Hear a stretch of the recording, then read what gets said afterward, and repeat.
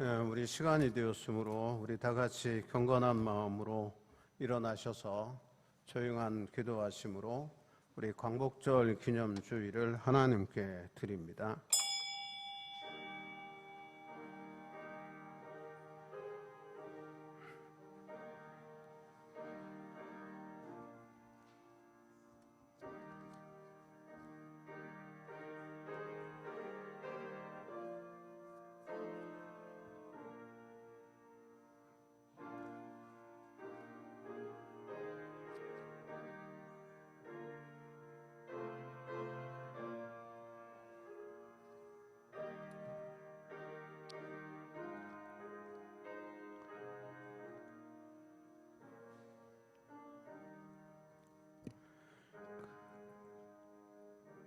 그가 한 사람을 앞서 보내셨으며 요셉이 종으로 팔렸도다. 그의 발은 착고를 차고 그의 몸은 쇠사슬에 매였으니 곧 여호와의 말씀이 응할 때까지라. 그의 말씀이 그를 단련하였도다. 아멘. 우리 찬송가 21장 경배 찬송합니다.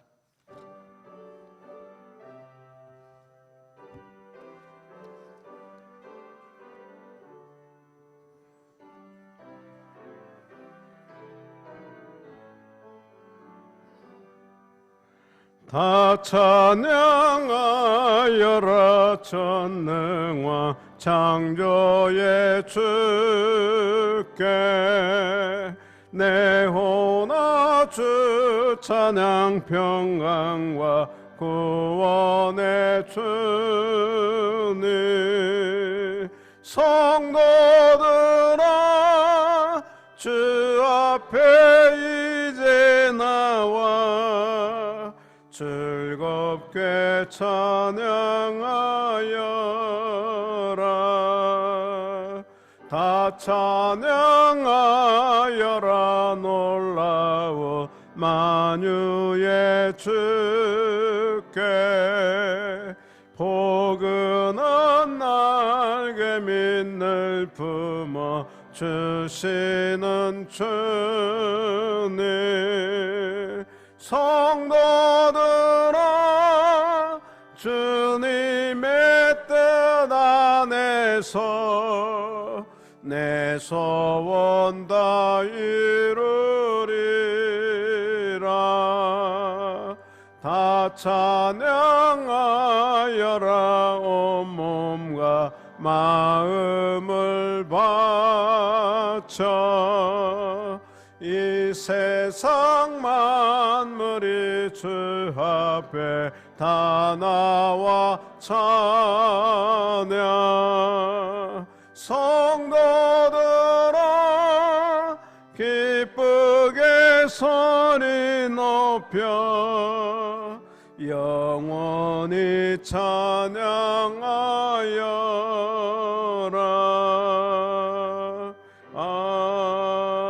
아멘. 성시 교동문은 99번입니다.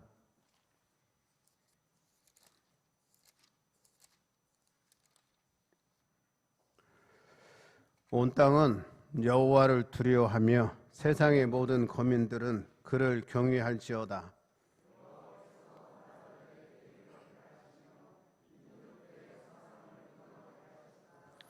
여호와의 계획은 영원히 서고 그의 생각은 대대에 이르리로다.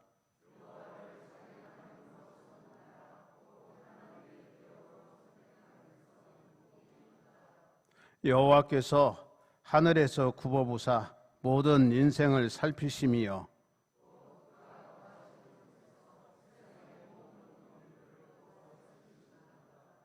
많은 군대로 구원 얻은 왕이 없으며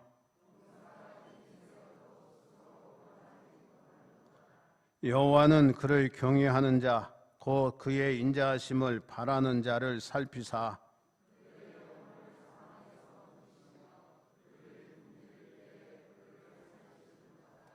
우리 영혼이 여호와를 바라며 그는 우리의 도움과 방패시로다.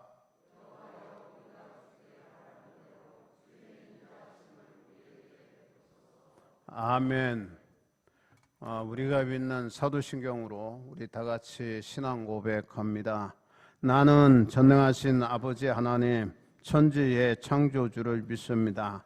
나는 그의 유일하신 아들 우리 주 예수 그리스도를 믿습니다. 그는 성령으로 잉태되어 동정녀 마리에게서 나시고 본디오 빌라도에게 고난을 받아 십자가에 못 박혀 죽으시고 장사된 지 사흘 만에 죽은 자 가운데서 다시 살아나셨으며 하늘에 오르시어 전능하신 아버지 하나님 우편에 앉아 계시다가 거기로부터 살아있는 자와 죽은 자를 심판하러 오십니다. 나는 성령을 믿으며 거룩한 공교회와 성도의 교제와 죄를 용서받는 것과 몸의 부활과 영생을 믿습니다. 아멘. 우리 2장 찬송합니다.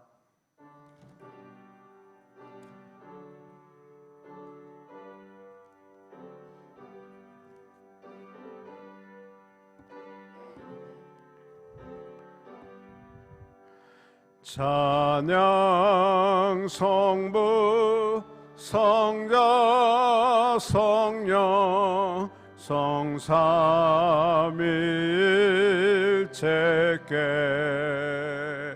영원 무궁하기까지 영광을 돌리세 영광을 돌리세 아멘. 앉아주시기 바랍니다. 김진호 장로님 회중기도 드립니다.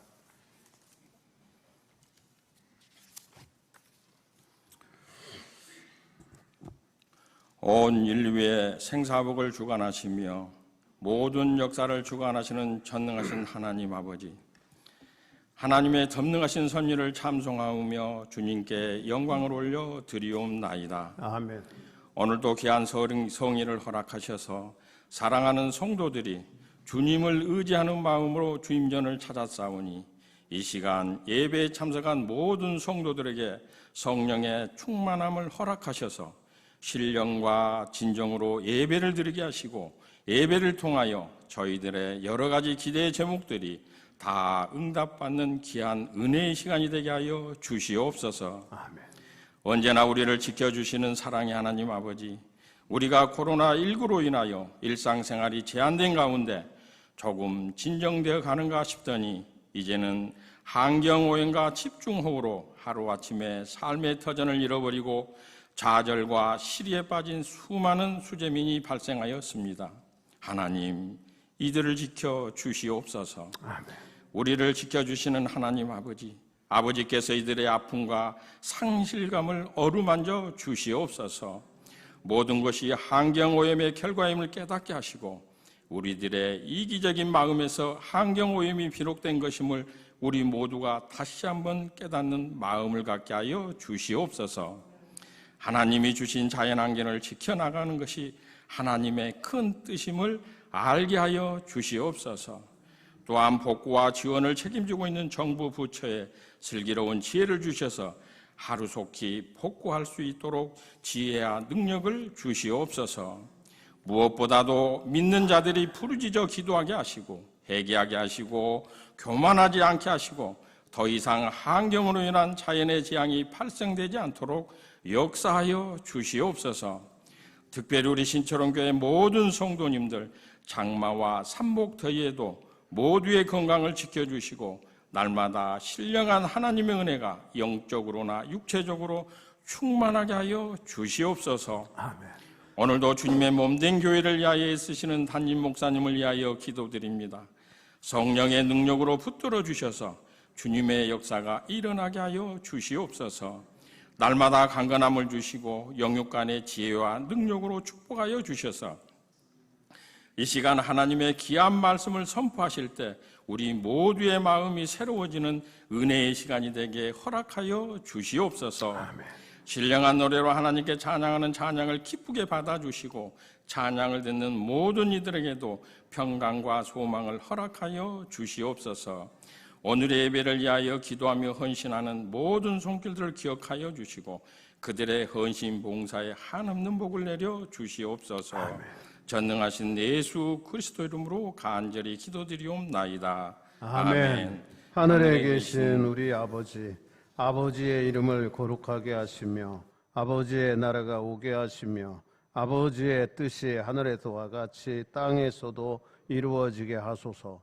오늘 우리에게 일용할 양식을 주시고 우리가 우리에게 잘못한 사람을 용서하여 준 것 같이 우리 죄를 용서하여 주시고 우리를 시험에 빠지지 않게 하시고 악에서 구하소서. 나라와 권능과 영광이 영원히 아버지의 것입니다. 아멘.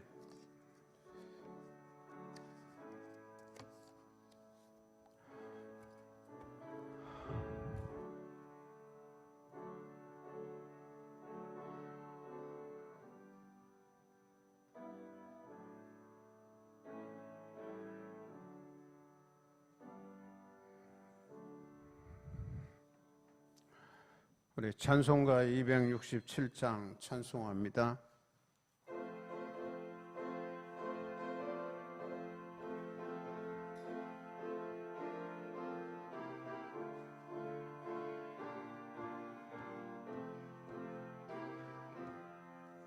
주의 확실한 약속의 말씀 듣고 주만 믿으면 구원을 얻으리라. 할렐루야 할렐루야 내가 예수를 믿어 그의 흘리신 피로 내 죄 씻었네. 할렐루야 할렐루야 내가 예수를 믿어 그의 흘리신 피로 내 죄 씻었네. 나의 갈 길이 험하고 위험하나 항상 예수의 도우심 믿고 가네. 할렐루야 할렐루야 내가 예수를 믿어 그의 흘리신 피로 내 죄 씻었네. 할렐루야 할렐루야 내가 예수를 믿어 그의 흘리신 피로 내 죄 씻었네. 주의 보좌에 천사들 둘러서서 우리 구주를 높이어 찬양하네.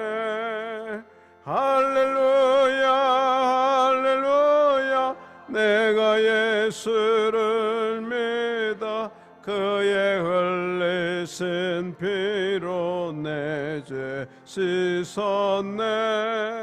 할렐루야 할렐루야 내가 예수를 믿어 그의 흘리신 피로 내 죄 씻었네.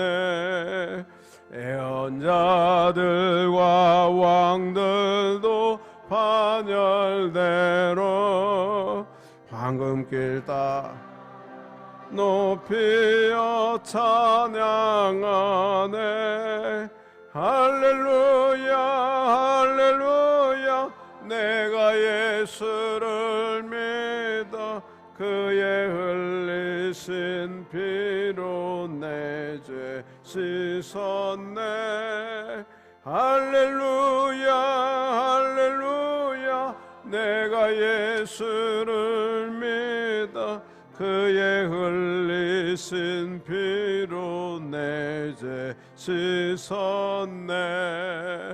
우리 모두 다 그 반열 뜻 따르며 함께 즐거운 찬송을 부르리라. 할렐루야 할렐루야 내가 예수를 믿어 그의 흘리신 피로 내 죄 씻었네.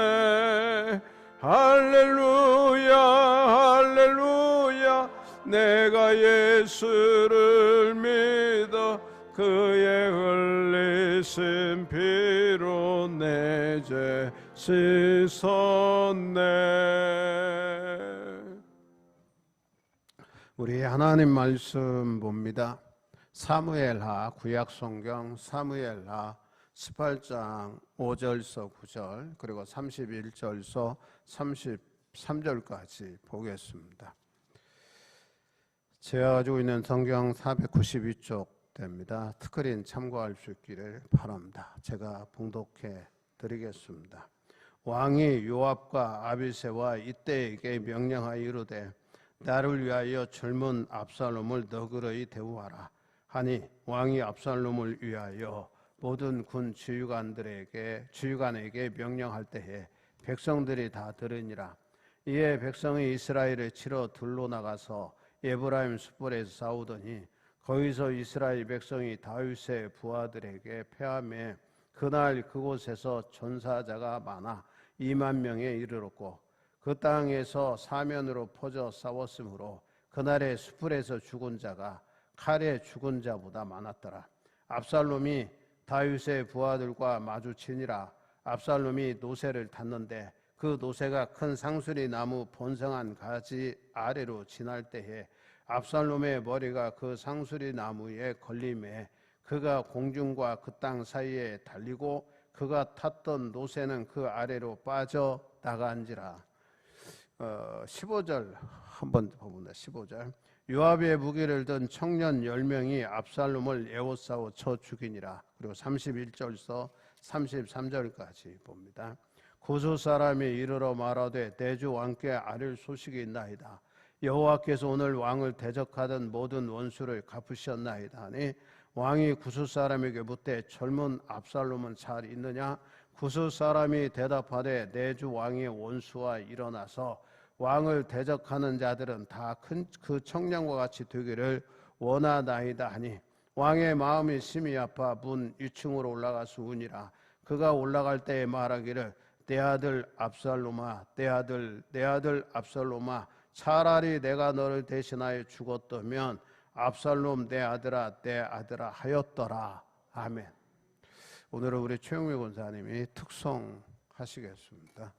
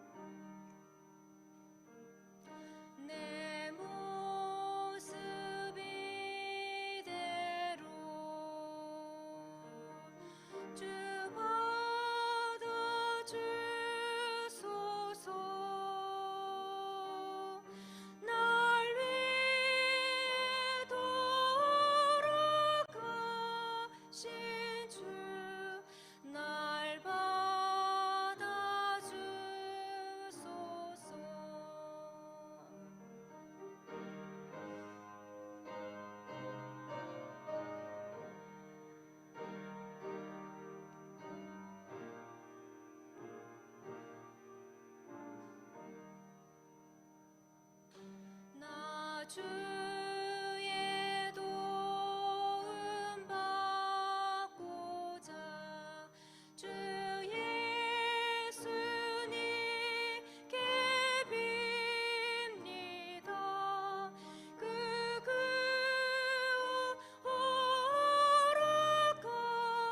허락하시사 날 받아주소서. 큰 죄에 빠져 영죽을 날 위해 피 흘렸으니 주 영상대로 씻으사 날 받아주소서. 내 모습 이대로 주 받아주소서.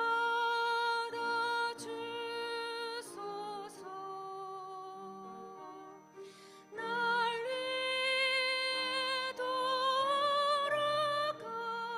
돌아가신 주 날 받아주소서.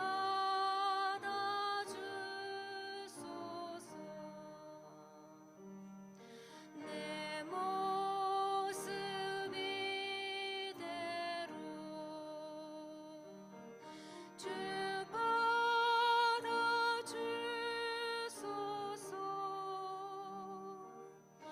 날 위해 돌아가신 주 날 받아주소서.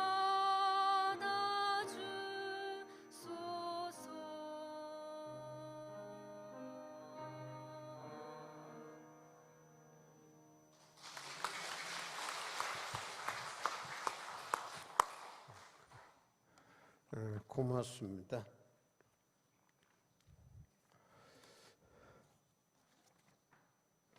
오늘은 광복절 기념주일로 우리가 하나님 앞에 예배 드리는데, 해방된 지가 올해가 75년째 되는 해입니다. 우리가 36년 동안 일본의 침략 속에 이제 노예 생활 같이 우리가 살았다.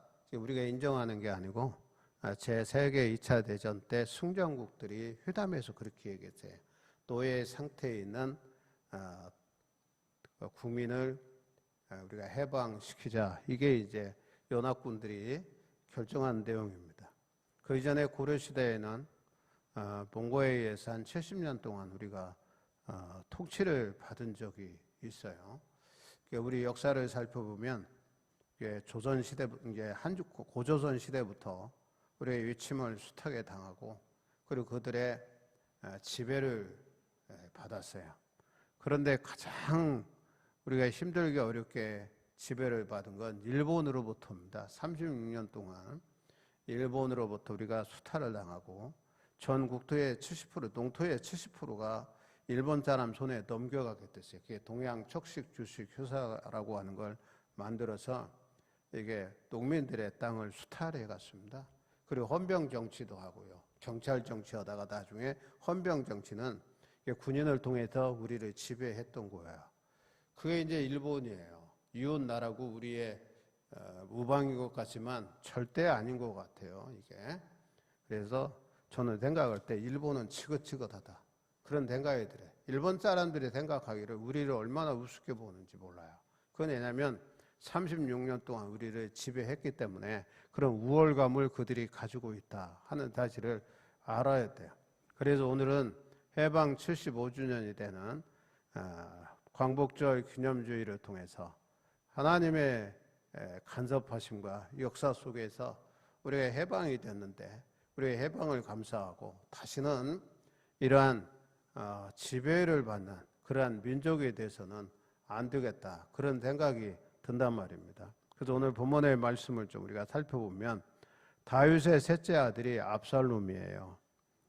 다윗 왕에게 반역했어요. 그리고 반란을 일으켰습니다. 다윗에게는 충격적이었고 다윗이 감람산으로 도망갈 때에 머리를 가리우고 맨발로 울며 이게 피신을 하게 되는 겁니다. 다윗의 아들들을 살펴보면 첫째가 암논, 둘째가 길르압, 셋째가 압살롬, 넷째가 아도니아, 다섯째가 스바다, 여섯째가 이드로암이에요. 그 다음에 우리의 아내인 바세바에게서 산무와 소밥, 나단, 솔로몬. 솔로몬이 다윗을 이어서 임금이 됐잖아요. 말제입니다, 솔로몬이. 그런데 이 압살롬이 그 다른 아들보다 영악하고 똑똑했던 것 같아요. 그리고 기질도 좀 다혈질이고, 그 다음에 성격도 이게 많은 사람을 포용할 수 있는 그러한 포용력도 가진 그러한 아들이었던 것 같아요. 그래서 셋째 아들이기 때문에 왕이 될 확률이 없잖아요. 되게 장자 상속이잖아요. 자기가 형들보다다, 동생들보다다. 그리고 왕이 될 확률이 없으니까 반역하는 겁니다. 내가 아버지를 몰아내고 내가 임금이 되면 나라를 잘 통치할 것 같아요. 착각에 빠진 거죠. 그래서 이 압살롬이 반역을 한 거예요. 아들인 왕자가 반역하여 백성들에게나 이웃 나라에 망신을 당하게 된 다윗이지만 압살롬에 대한 사랑과 관용의 자세를 이 다윗이 견제하고 있음을 보게 됩니다. 그게 무슨 생각이 드냐면, 그래도 다윗이 압살롬을 상당히 생각하고 그 다음에 인정도 하고 그 다음에 사랑도 했던 것 같아요. 다른 어떤 왕자보다도 말이에요. 관심을 좀 기울였던 그러한 왕자였던 것 같아요. 그런데 문제는 아들이 반역해서 자기를 몰아냈잖아요. 그러니까 울면서 맨발로 갈 정도로 피신 갈 정도가 됐으니까 생각하면 내 속이 상하잖아요. 우리가 일종으로 생각하면 왕자가 반역했다, 나라를 빼앗겼다, 이가 갈릴 것 같아요. 그래서 이 반역자들을 진압하기 위해서 다윗이 병력을 모았어요. 그리고 점검하고 정비합니다. 그래야 요압과 아비새 이때를 군대 장관으로 삼고 군장을 삼고요. 이게 사령관으로 삼고요. 세 부대로 병력을 나누어서 출전을 시켜요. 특별히 다윗은 이 출정식에서 요압과 아비새와 이때에게 이런 부탁을 해요. 나를 위하여 소년 압살롬을 너그러이 대접하라. 이게 5절의 말씀이에요. 지금 전쟁에 나가는데 지금 압살롬의 군대와 싸워서 이길런지 질런지 모르는 거 아닙니까? 그런데 지금 다윗은 이길 걸로 생각하고 이기면 압살롬을 너그러이 관대하게 대하라 그랬어요. 그러나 반역자들을 진압하는 과정에서 압살롬이 죽임을 당하게 됩니다. 성경을 통해서 보면 에브라임 수풀에서 쌍방간의 전투가 일어났어요. 다윗의 신복들은요, 압살롬의 군인 2만 명을 죽였어요. 그러면 다윗의 군대는 얼마나 죽었을까? 성경에 안 나와요. 2만 명 죽었으면요, 거의 비슷하게 죽었다고 생각하면 되는 거예요. 압살롬의 군대만 죽습니까? 아니잖아요. 그리고 압살롬의 군대가요, 정예화돼 있어요. 더 많이 죽었을런지도 몰라요. 그런데 수풀에 걸려 죽은 자와 칼에 맞아 죽은 자가 많았다. 그렇게 기록이 되어져 있어요. 이렇게 승리할 수 있었던 것은 하나님이 다윗의 군대에게 은혜를 베푸신 결과입니다. 다윗은 그 아들 압살롬을 살리려고 애를 썼지만 하나님께서는 패역한 압살롬의 반역을 결코 묵과하시지 않으셨습니다. 압살롬은 자신이 자랑하던 긴 머리털이 상수리 나무 가시에 걸렸는데 타고 있던 노새가요, 그냥 지나갔어. 그냥 빠져나감으로써 이게 압살롬이 자랑하는 이 머리털이요, 상수리 나무에 걸려서 매달렸어. 이것을 본 다윗의 신복 하나가 이 사실을 요압에게 보고를 합니다. 요압은요, 태계부대의 군장이란 말이에요. 이 보고를 받은 요압은 누구든지 소년 압살롬을 해하지 말라고 한 다윗의 명령을 상기시키는 부하의 말을 듣고도 친히 단창 셋을 가지고 가서 압살롬의 심장을 찔러요. 이게 심장을 찌르면 사람이 피가 많이 나와서 죽게 되는 거예요. 그러자 이어서 요압의 병기 맡은 부하 10명이, 이게 뭐 쉽게 말하면 요압의 친위 부대죠. 요압을 호위하는 군인들입니다. 10명이 압살롬을 에워싸고 완전히 숨통을 끊어버려요. 죽입니다. 그 요압은 압살롬의 시체를 숯불 가운데 있는 구덩이에 던지고 그의 시체 위에 돌 무더기를 쌓아서 악행의 기념비로 삼았어요. 이러한 압살롬의 죽음은 하나님께서 기름 부어 세운 왕을 대적함으로써 먼저는 하나님을 배반하고 또한 육신의 부모를 거역함으로 제5계명인 내 부모를 공경하라고 하는 명을 어긴 자의 끝이 말로가 얼마나 비참한가를 교훈해주고 있습니다. 압살롬의 죽음으로 인해서 전쟁은 끝나게 되죠. 사독의 아들 아히마아스가 승전의 기쁨을 전하러 왔을 때에 왕의 질문은 소년 압살롬이 잘 있느냐 그랬어요. 여러분 생각해 보세요. 지금 에브라임 숯불에도 전투가 벌어졌어요. 압살롬의 군인 2만 명 죽어요. 다윗의 군인도요 그만큼 죽었어. 그리고 다행스럽게 하나님이 도우셔서 다윗의 군대가 이겼잖아요. 이 승전을 전하러 왔으면 좀 임금이요, 다윗 임금이 그들을 격려하고 수고했다고 그래야 되는데 소년 압살롬이 잘 있느냐? 이렇게 물었어요. 요압의 예상대로 다윗은 자기의 생명이 구출된 기쁨을 잊은 채 아들을 잃은 슬픔에 잠기게 됩니다. 아히마아스가 감히 대답을 못했어요. 그 이유가 있어요. 1장 14절에 16절에 보면 다윗이 사울과 요나단의 죽임을 알린 자를 죽였던 사건이 있었기 때문이에요. 그때 그 알린 사람을 다윗이 죽였잖아요. 이걸 지금 아히마아스가 알았기 때문에 대답을 못했어요. 그런데 구스 사람 병사가 와서 압살롬이 죽었음을 알리자 다윗은 마음이 심히 아파 성문 위에 누각인 물 위에 올라가서 울었다 그랬어요. 그래서 33절에 보면 내 아들 압살롬아, 내 아들 압살롬아, 내가 너를 대신하여 죽었다면 압살롬 내 아들아, 내 아들아 라고 비통하게 울부짖습니다. 이와 같은 비통함은 단순히 아들을 잃은 슬픔만도 아니었던 것 같아요. 그것은 자식에 대한 교육을 잘하지 못했던 자책감, 또 우리아의 밧세바를 취하고 우리아를 죽인 자신의 죄 때문에 압살롬이 죽은 것으로 생각하고 사죄 의식이 가득한 슬픔이었을 것이다 이렇게 생각해요. 그래서 다윗은 아들 압살롬 대신에 자기가 죽었으면 더 좋았을 것이라고 목 놓아 운 겁니다. 여러분 생각해 봐요. 우리가 예수 믿고 신앙생활하면서 하나님 앞에 우리가 범죄해, 자범죄도 짓고요, 누범죄도 죄, 그리고 하나님 앞에 담대히 나와 기도하지요. 하나님 용서해 주세요. 우리가 눈물을 흘리면서 회개의 기도도 한단 말이에요. 그럼 하나님은 용서하셔요. 용서하시는데 문제는 거기에 따르는 질책하신다는 거예요. 질책. 그러니까 다윗도 마찬가지예요. 돌아보니까 자기가 지은 이 범죄 때문에 자기 아들 압살롬이 자기를 반역했다. 그리고 그 반역의 결과로 죽었단 말이죠. 죽임을 당했어요. 이러한 일련의 사건을 생각해 보니까 아하, 내 죄로구나 하는 걸 느끼는 겁니다. 내 죄예요.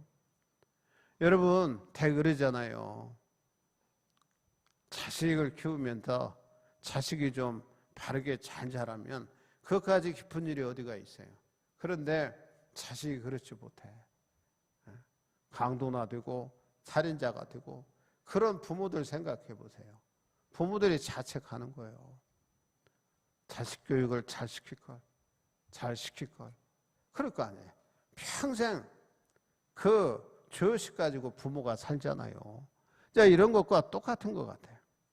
여러분, 성도들은 과거의 모든 죄를 용서하신 하나님의 은혜를 감사하면서 구원의 즐거움을 누리는 그러한 삶을 우리가 살아요. 그러나 한편으로 바울처럼 나는 죄인 중에 교수라고 하는 신앙 고백이 계속되는 그러한 삶을 살아야 돼요. 그래서 말하기를 우리는 매일 죽어야 된다, 그런 얘기예요. 하루하루 삶을 살면서 죽는다라고 하는 거 뭡니까? 죽을 각오로 사는 거예요. 죽을 각오로 산다고 하는 것은 주님의 뜻을 이루기 위해서 내 생명 다하여 지키겠다, 그 뜻을 내가 성취하는 삶을 살겠다, 그런 얘기입니다, 여러분.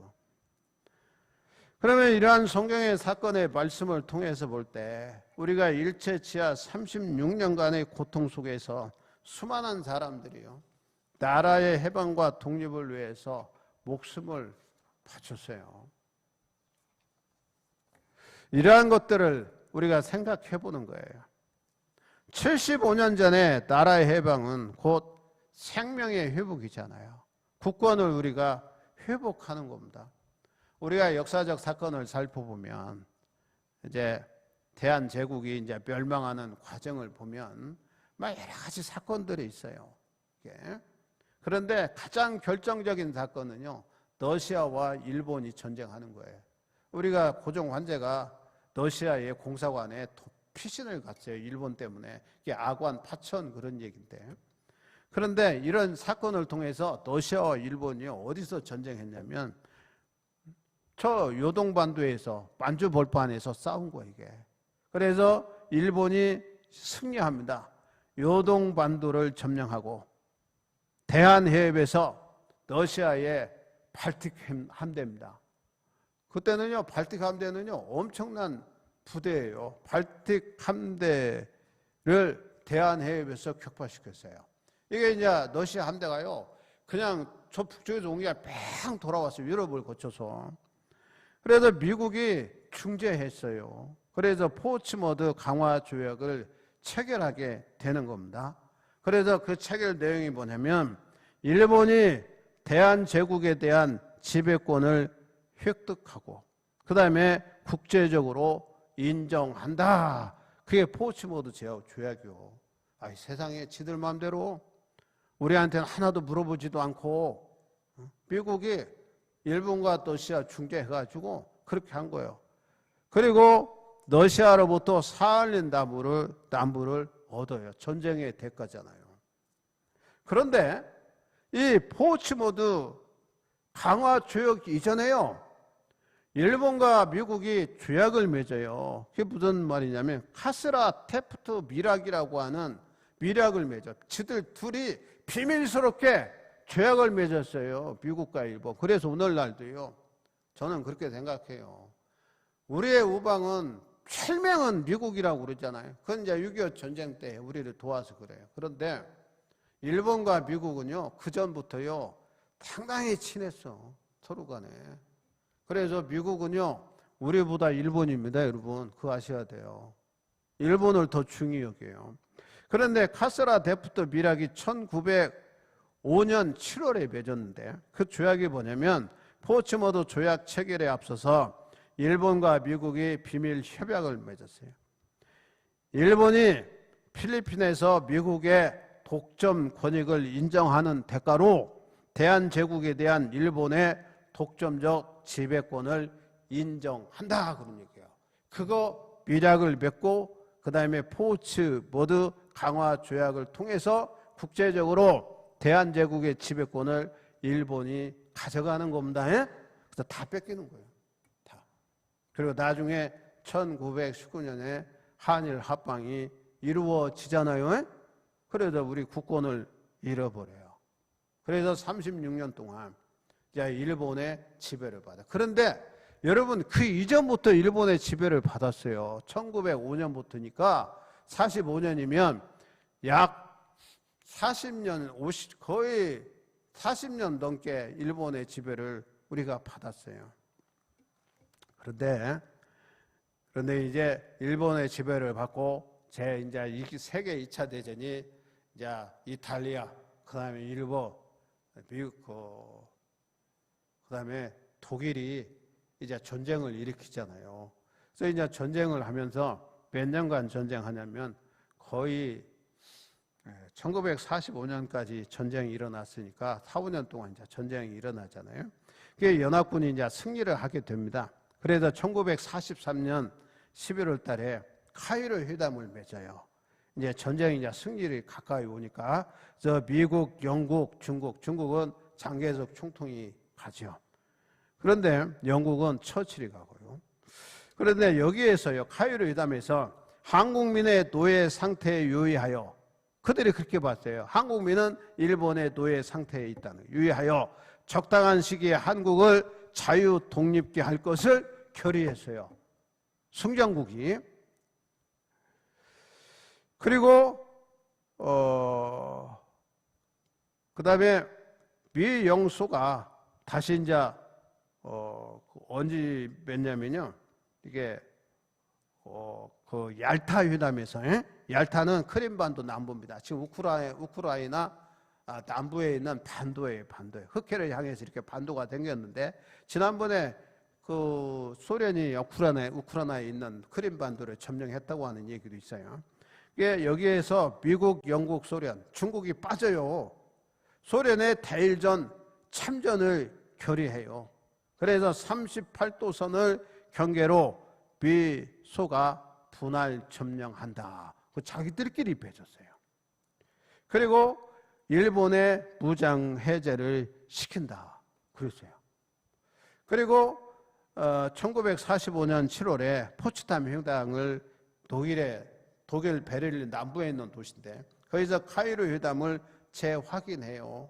그러니까 불과 그 전쟁이 끝나기 한 달 전에 다시 카이로 회담을 확인하고, 그 다음에 얄타 회담에서 맺은 대로 이렇게 전쟁이 승리하면, 연합군이 승리하면 38도선 이북은 소련이 통치하고 러시아가, 남부는 미군이 통치한다. 이렇게 결정을 내려요. 그런데 재밌는 건 우리가 독립군들이 해방 끝 마무리죠. 이제 전쟁 끝날 마무리에서 이제 중국에서 훈련을 받고 이렇게 내려오기로 했어요. 근데 이게 좀 늦었단 말이에요. 늦었다.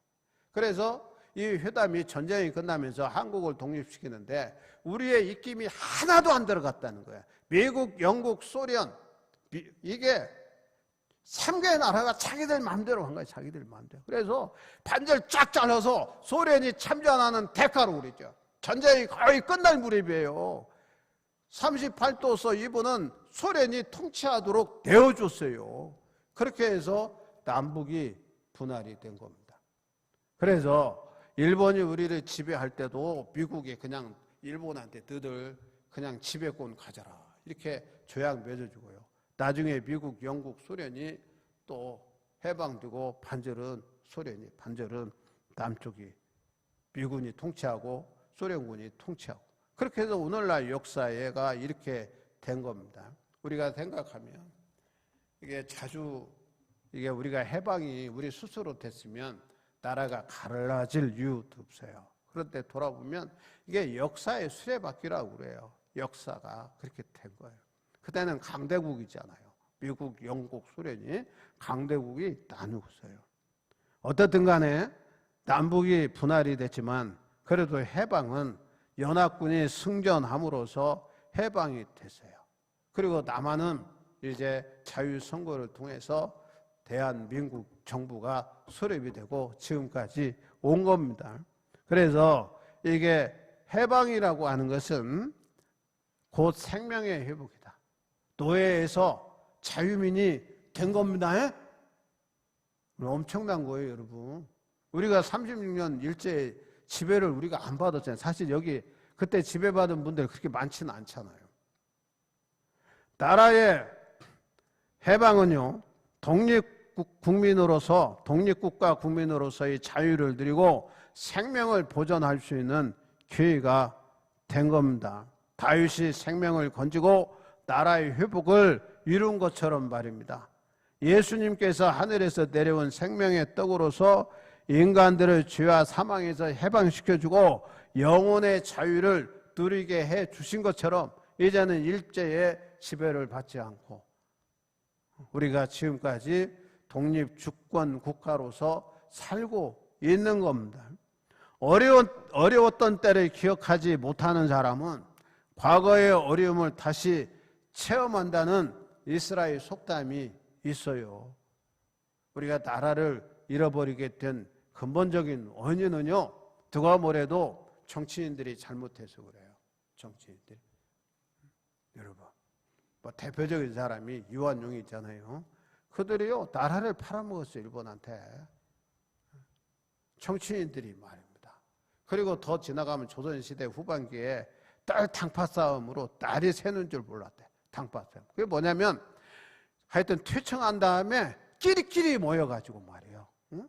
딸 새는 줄 모르고 국가와 나라를 위해서 일해야 될 사람들이 자기의 혈족과 자기의 탕파를 위해서만 일했어요. 그러다 보니까 매일 싸우는 거예요. 매일 조정에서. 임금 앞에서 말이에요. 매일 싸워. 우리도 지금 생각해봐야 돼. 이게 역사, 이게 전통이요.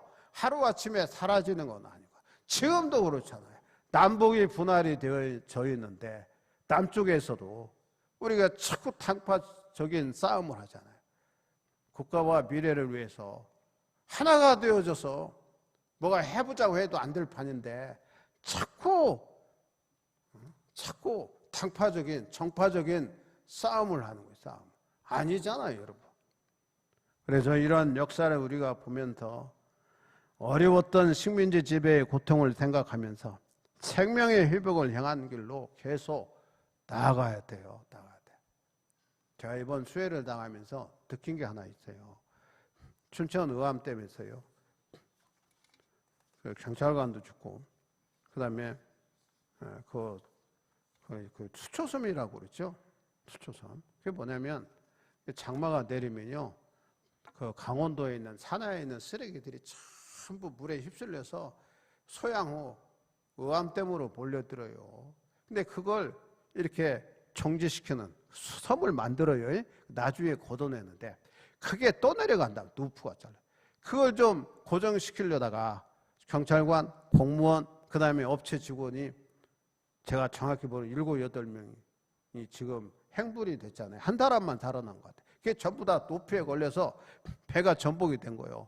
경찰청, 함정, 보트도 그냥 이게 전복이 돼서 세척이 전복이 돼 죽었는데, 그거 생각하면서 되게 슬프잖아요. 여러분 생각해 보세요. 저도 강원도에 얼마를 사냐면 제가 85년부터 살았으니까 36년을 살아요. 여기서. 제 생애가 전부 강원도에서만 살잖아요. 그런데 관광객이 우리나라는 강원도에 제일 많이 와요. 그런데 쓰레기를요, 관광객들이 얼마나 버리는지. 한번 장마가 지고 나면 그 쓰레기 강원도민이 버린 거 아니잖아요.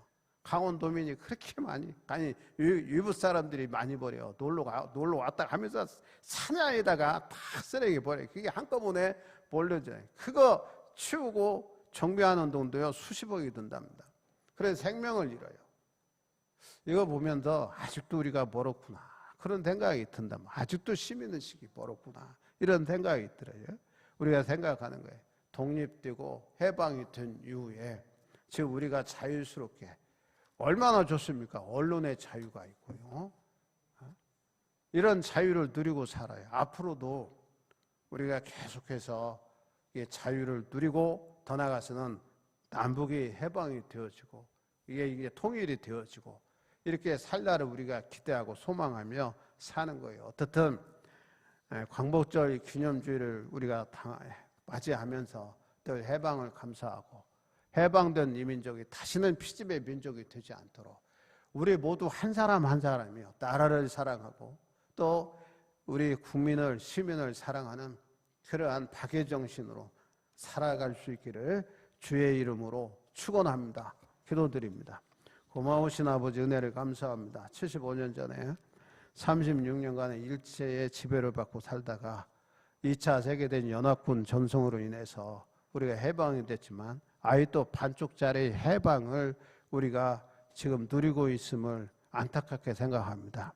언제 어느 때 주님이 기뻐하시는 때에 완전한 해방을 이루고 통일을 이루어 한반도가 하나 되어지고 손에 손잡고 나라의 부강과 발전을 위해서 일할 수 있는 이민족이 되어지게 하시고 다시는 다른 나라에서 침략과 또한 압박을 받지 않는 자유민주주의 국가가 계속 되어질 수 있도록 우리가 노력하고 우리가 이민족을 유지보존하고 후손들에게 잘 넘겨주고 또한 그러한 나라를 만들어가는 지혜로운 이들이 다 되어줄 수 있도록 역사해 주시옵소서. 예수 그리스도의 이름으로 기도하옵나이다. 아멘. 우리 찬송가 421장 하시면서 준비하신 대로 봉헌합니다.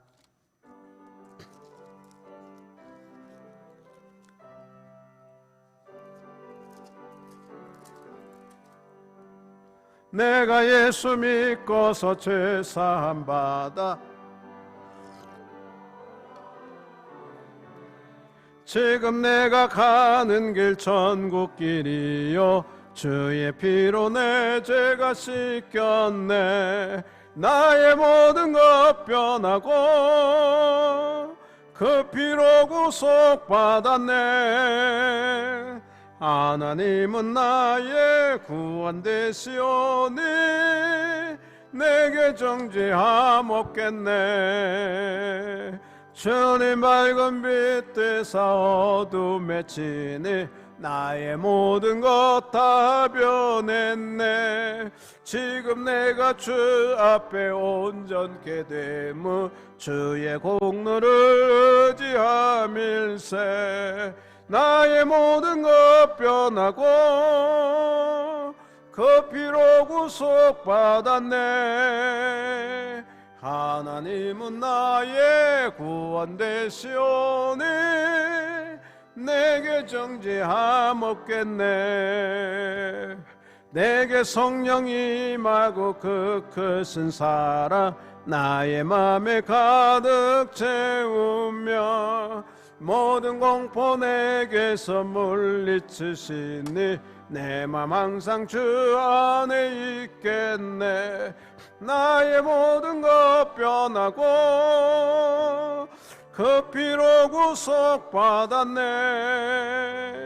하나님은 나의 구원 되시오니 내게 정죄함 없겠네.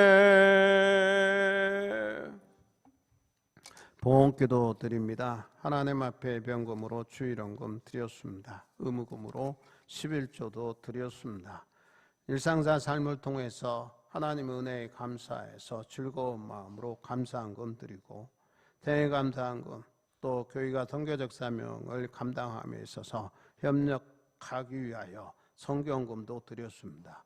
차량헌금 또한 특별헌금 1,000번째 소원 두고 드렸습니다. 성미 성단 장식 헌금도 드렸습니다. 하나님 받으시고 흡양하여 주시옵소서.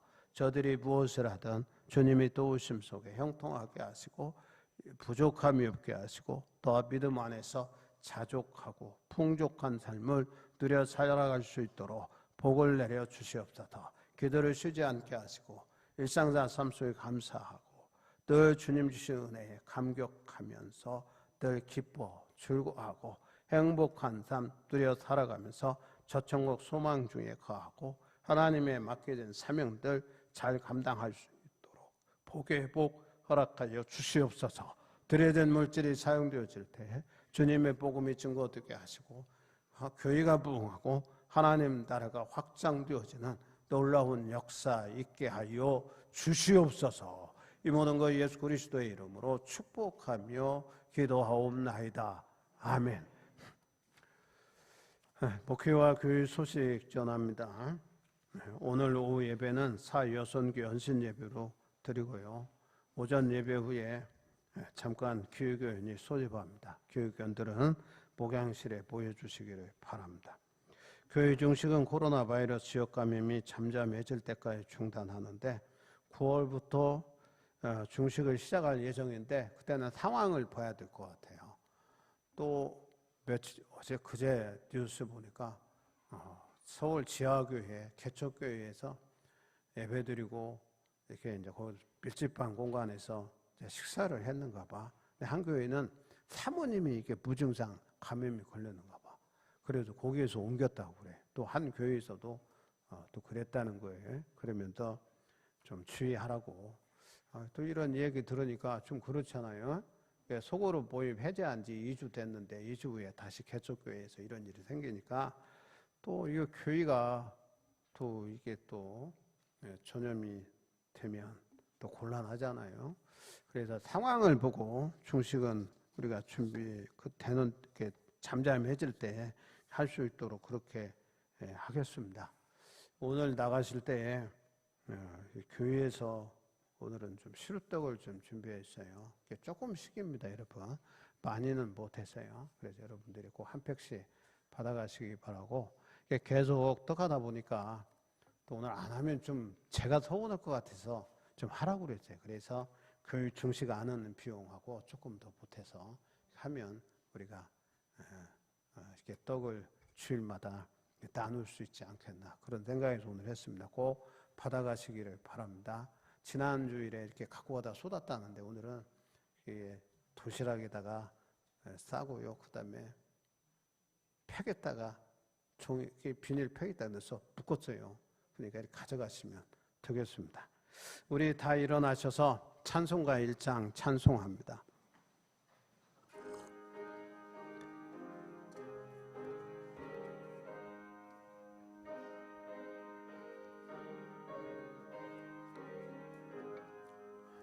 만복의 근원 하나님 온 백성 찬송 드리고 저 천사여 찬송하세 찬송 성부 성자 성령 아멘. 우리 복례하면서 우리 다 같이 시작. 사랑합니다. 승리합시다. 할렐루야. 우리 지역에요 수해당한 교회가 있어요. 직영중앙은 물이 좀 들어왔고요. 그다음에 생창교회는 주택하고 목사관이 잠기고요. 그다음에 서지방은 동막교회가 좀 피해를 입었다고 그래요. 그래서 화요일 날 오전에 우리 조성교회 감독이 수해 현장을 방문한다고 그래서 저도 같이 동참하려고 그럽니다. 그래서 좀 우리 교회도 우리 지방의 교회는 좀 도와야 되지 않을까. 그래서 기후교인이 모이는 겁니다. 우리 기도드리겠습니다. 지금 우리를 죄악 가운데서 구원해 주신 예수 그리스도의 한량없는 은혜와 하늘 아버지의 지극하신 사랑과 우리를 손 인도하시고 복되게 하시는 성의 하나님의 대주교통하심이 사랑하는 이들 위에와 가정과 자녀손들과 하는 일터와 직장 위에 영원토록 함께 하시기를 간절히 축원하옵나이다. 아멘.